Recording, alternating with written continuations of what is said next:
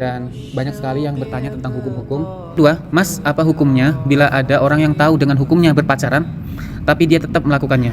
Dalam riwayat lain Imam Mujahid menerangkan yang berada di dalam tafsir Imam At-Tabari, mana dari amanna wa hum la yuftanun, kami telah Bersabar atas kesabaran antum sehingga antum mendapatkan pahala, kemudian nyampelah derajat surga yang sudah Allah tetapkan, seperti itu, teman. Baik, assalamualaikum warahmatullahi wabarakatuh. Alhamdulillah teman-teman sekalian, pada kesempatan yang baik ini saya sangat bersyukur sekali, saya sangat senang sekali. Karena kenapa? Karena saya bisa kembali lagi buat video dakwah, buat konten-konten yang bermanfaat. Nah, pada video kali ini saya ingin menjawab pertanyaan-pertanyaan yang datang daripada murid saya di tahun 2022. Jadi dulu saya mengabdi di Sulawesi Tenggara sekitar 1,5 tahun, dan banyak sekali yang bertanya tentang hukum-hukum, dan salah satunya ini adalah murid saya, Putri, Anissa Putri. Murid saya ini mengajukan 7 pertanyaan. Nah, nanti bisa saya sepilkan di layar ya. Jadi 7 pertanyaan itu, yang pertama, Mas, mengapa Allah masih memberikan kita cobaan dan ujian padahal kita sudah melakukan semua perintahnya? Dan yang kedua, Mas, apa hukumnya bila ada orang yang tahu dengan hukumnya berpacaran tapi dia tetap melakukannya? Itu. Dan yang ketiga, Mas, mengapa rata-rata orang-orang kafir itu kaya-kaya padahal menentang keberadaannya Allah? Yang keempat, Mas, apa hukumnya jika ada orang yang lupa pada sholatnya dan ketika dia ingat dia tidak mau mengerjakannya, membayarnya? Dan yang kelima, Mas, apa hukumnya orang yang berzina? Yang keenam, Mas, hal-hal apa sajakah yang mengurangi pahala puasa kita? Dan yang ketujuh, Mas, apa hukumnya orang yang diberikan kekayaan oleh Allah tapi dia malah tidak bersyukur dan dia lupa dengan kewajiban zakatnya? Dan pada kali ini kita enaknya menjawab pertanyaan yang nomor berapa, Ustaz?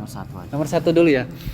Nomor satu yaitu adalah, Mas, mengapa Allah masih memberikan kita cobaan dan ujian padahal kita sudah melakukan semua perintahnya? Jadi teman-teman sekalian, perlu difahami bahwasannya Allah memberikan kita ujian, Allah memberikan kita cobaan, bukan berarti Allah itu benci dengan kita, bukan berarti Allah itu tidak suka dengan kita. Jangan berprasangka buruk dulu teman-teman sekalian.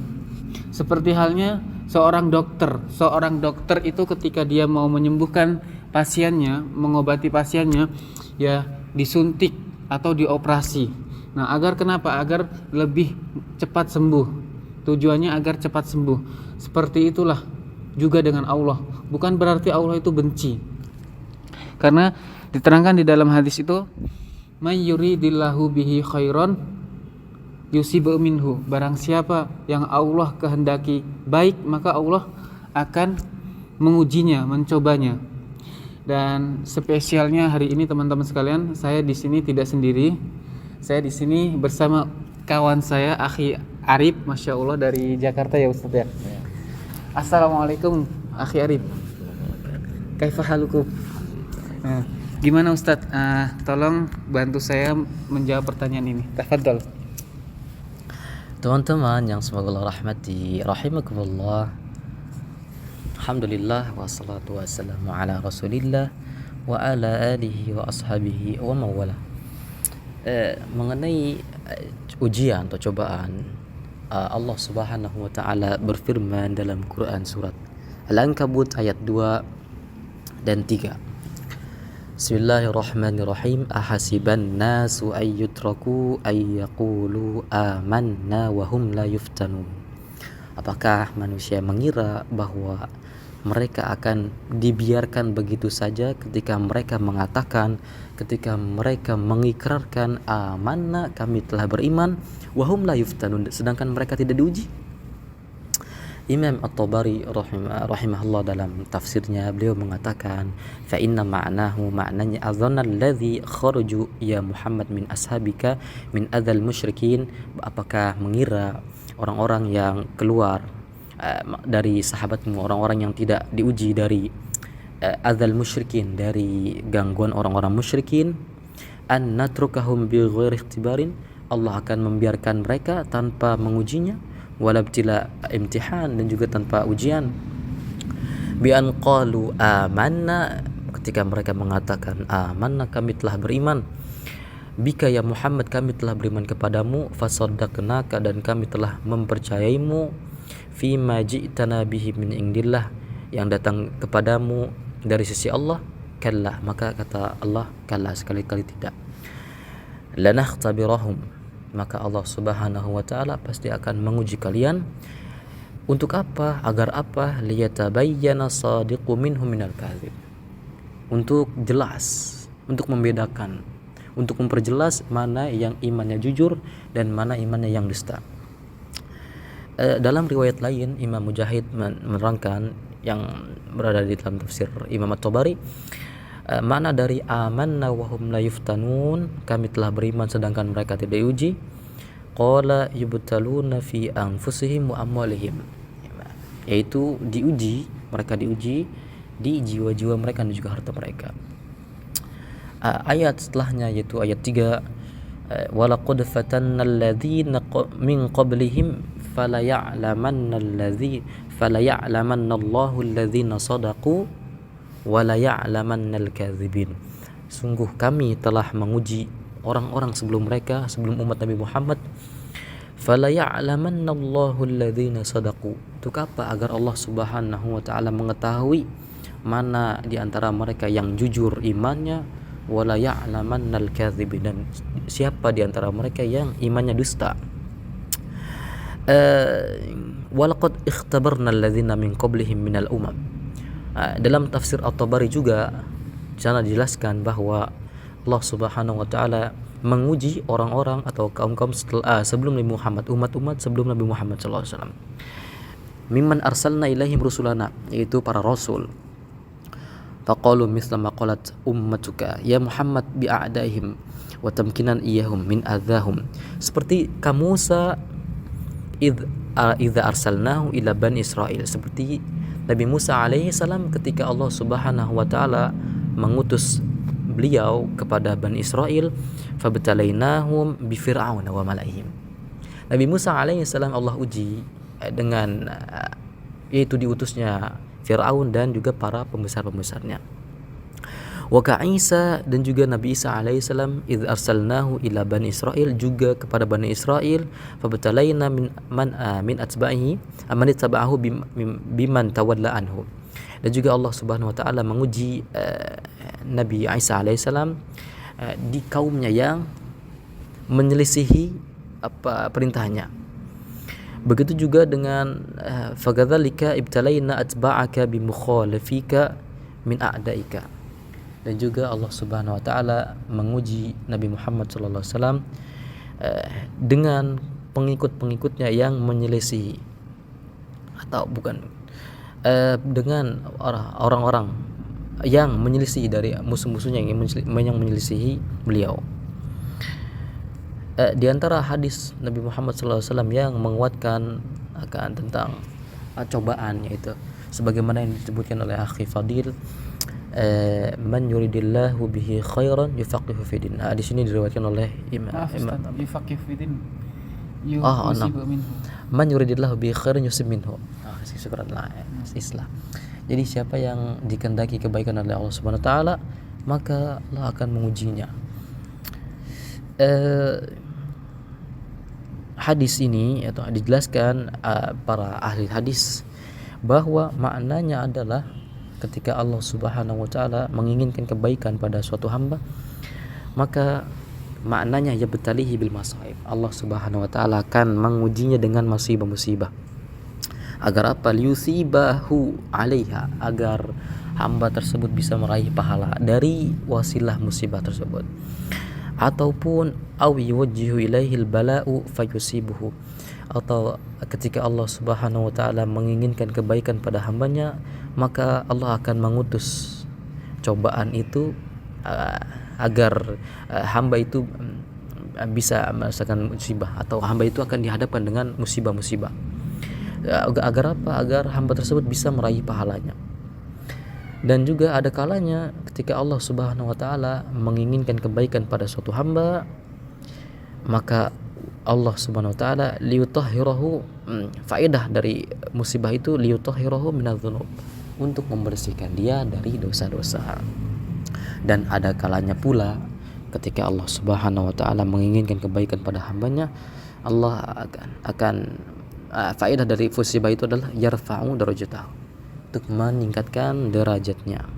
Di antara hadis Nabi Muhammad SAW yang menguatkan akan hal ini, Allah Subhanahu wa taala Nabi Muhammad SAW bersabda, "Idza haballahu qauman ibtalahum." Jika Allah Subhanahu wa taala menginginkan mencintai suatu kaum, maka Allah akan mengujinya. Faman sabaru falahu sabr, waman jazaa falahu jaza.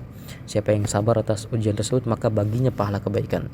Dan kita tahu bahwa pahala sabar itu tidak terbatas, tanpa hitungan bighairi hisab. Dan siapa yang mengeluh, maka baginya juga mengeluh, artinya pahalanya akan berkurang karena dia mengeluh. Maka yang harus kita tanamkan pada diri kita ketika datang musibah pada kita, maka kita harus berhusnudzon dan berprasangka baik sama Allah bahwa faedah atau ada hikmahnya.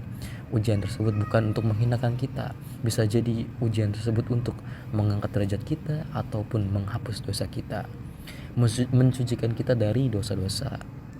Wallahu a'lam bishawab. Syukran kasiran ya Akhi Arif. Nah, tadi sudah dijelaskan oleh Akhi Arif, Masya Allah, sangat jelas sekali ya, diterangkan dari Al-Qur'annya, hadisnya, dan tafsirnya. Dan salah satu yang mau saya bahas adalah teman-teman sekalian, bahwasanya yarfa'u darajatahu. Jadi ketika kita diuji oleh Allah, diberikan cobaan itu, salah satunya Allah ingin mengangkat derajat kita. Nah, berhubungan dengan ini teman-teman sekalian, Ustadz Akhi, ana jadi ingat tentang hadis ini, tapi ana lupa dengan konteks Arabnya ya.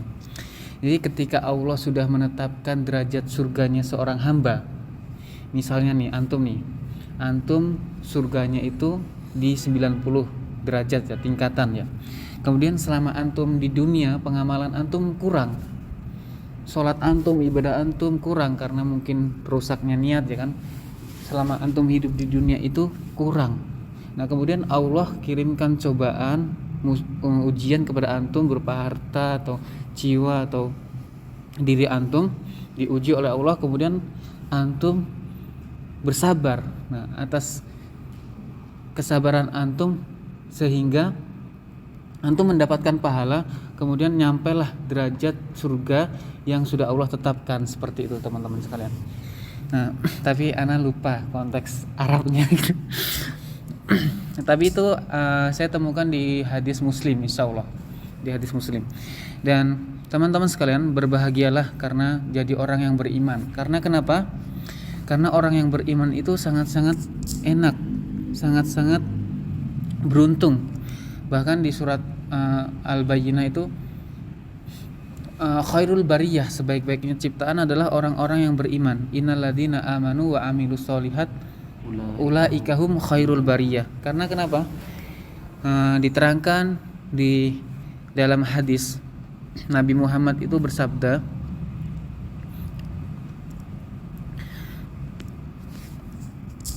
seperti ini, sebentar ana lupa. Ajaban li amril mu'min inna amrohu kullahu khair. Jadi sungguh mengherankan semua perkara-perkaranya orang iman, seperti itu. Jadi ketika seseorang yang beriman itu tertimpa musibah atau kemelaratan di dunianya, kemudian dia itu mau bersabar, maka pahala di situ, pahala baginya. Dan ketika seorang yang beriman diberikan kenikmatan berupa harta dunia, kemewahan, kemudian dia mau bersyukur, di situ ada pahalanya teman-teman sekalian. Jadi bersyukurlah teman-teman sekalian, kita menjadi orang yang beriman. Jadi sikap kita ketika kita mendapatkan ujian dari Allah atau cobaan dari Allah, maka berhusnudzon billah teman-teman sekalian, positive thinking. Ada apa nih ke depannya? Pasti harus bisa mengambil faidahnya, manfaatnya gitu. Jangan malah berprasangka buruk oleh Allah. Jangan malah, ya Allah, aku udah ibadah dengan ini, kenapa kamu kejam sekali? Jangan malah seperti itu ya Ustadz ya. Ya akhi, jangan sampai. Jadi setiap musibah atau cobaan yang Allah berikan kepada kita itu ada hikmahnya dan ada pahala besar di situ. Dan mungkin cukup, ada tambahan Ustadz? Akhi? Pertanyaan kedua next. Oke, yang pertanyaan kedua kita lihat dulu ya. Pertanyaan kedua tadi seperti ini. Mas, apa hukumnya apabila ada orang yang tahu dengan hukumnya berpacaran tapi dia tetap melakukannya? Dan insya Allah pertanyaan yang kedua akan saya jawab di video berikutnya teman-teman sekalian. Terima kasih buat Ustadz Arif. Terima kasih buat Akhi Arif yang udah hadir di konten saya. Jazakallahu khairah ya Ustadz, ya Akhi. Dan buat teman-teman sekalian, terima kasih banyak yang udah stay nonton dari awal sampai akhir. Saya senang sekali. Semoga video ini bermanfaat. Jazakumullahu khairan katsiran. Barakallahu fina wa fikum. Assalamualaikum warahmatullahi wabarakatuh. Sekarang Ustaz.